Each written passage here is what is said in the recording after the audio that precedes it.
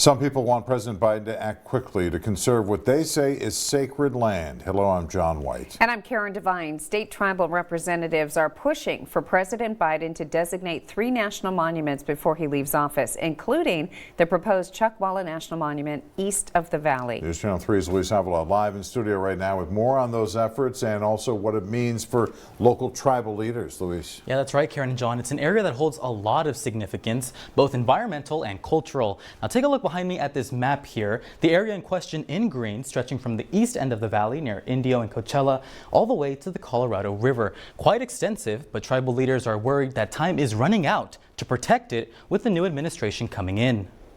It's cultural, it's spiritual. We have a deep connection with this land. For Thomas Torres, this land is home. It's part of the proposed Chuckwalla National Monument, and he's working along with other tribal leaders to preserve its history. Our ancestors, my grandfathers, their grandfathers have always spoke and have stories and creation stories of how, we migrated from this area and we're actually created from this area. But the clock is ticking. There are concerns that the incoming administration will threaten the land. President-elect Trump, during his first term, reduced the areas of 2 national monuments in Utah. Biden later reversed that, but advocates are hoping to protect Chuckwalla's natural resources from being extracted. They've known that lithium, it's a mineral that they can extract. That's because of the San Andreas Fault Line. The San Andreas Fault Line comes towards us and right through the Chuckwalla Monument. So if they're going to drill, they're probably going to do exploratory. They're probably going to look for lithium.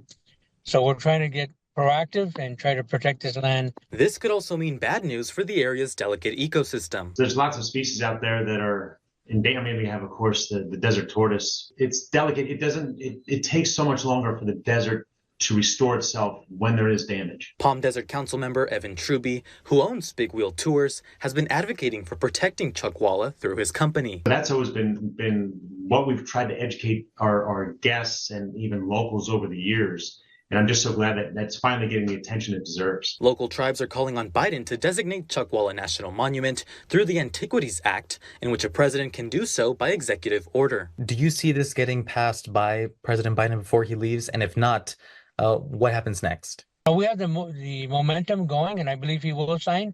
That's my opinion, that he will sign. If he doesn't, we continue this advocacy. And continue fighting for Native voices to be heard. We've learned that we've got to have our hand in the co-stewardship with this monument where we have some authority.